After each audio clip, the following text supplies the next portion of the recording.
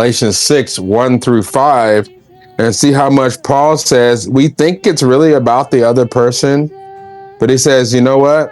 Let's just spend a little bit more time on you. And that's what Galatians 1 through 5 says, is that rather than focusing on the other person, watch how many times he says, really, you need to focus on you. So what Paul's saying, says, hey, man, bear your own load, okay? Examine your own work. And it says, don't get to thinking that was the only ones that can save this person, because even Jesus in his earthly ministry, he gave it his best, but he couldn't save Judas. You know what I mean? And the disciples that turned away, he couldn't save them because it was there, not because he wasn't willing and he didn't love them, but God respects a man to make their own decision. He respects it. He gave them the free will to make their own choice. And if it's not him that they choose, God respects it. And so Paul tells us in verse 2, bear one another's burdens and so fulfill the law of Christ.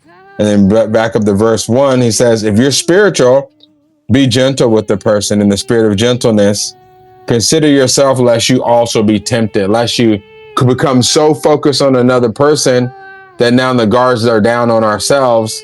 And now we find ourselves in the one needing help, needing to be bailed out. He always reminds me of that message when I get a little frustrated about other people that I love and their walk not reflecting their talk and giving it their best. And I feel it's affecting all of us. Well, he always reminds me of this verse, like, you're spiritual, you're not carnal, restore them in a spirit of gentleness. And you don't know what challenges you're going to face down the road. So with the same measure, you want measured to you, be gentle, you never know. And so just bear your own load and just focus on the work that God's put in front of us. And that's it, which is hard to do when you love.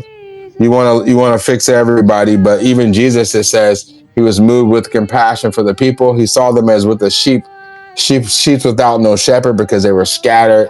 But even in certain places, it says he couldn't move because of their unbelief. He had to respect the boundaries. He couldn't say, hey, even though I see you hurting, I see what your struggles you're going through, I'm going to heal and fix you anyways. No, he needed their consent. He waited for their consent. Jesus always waits for a person's consent. And if they don't want anything to do with him, he respects that as well. He doesn't try to force them.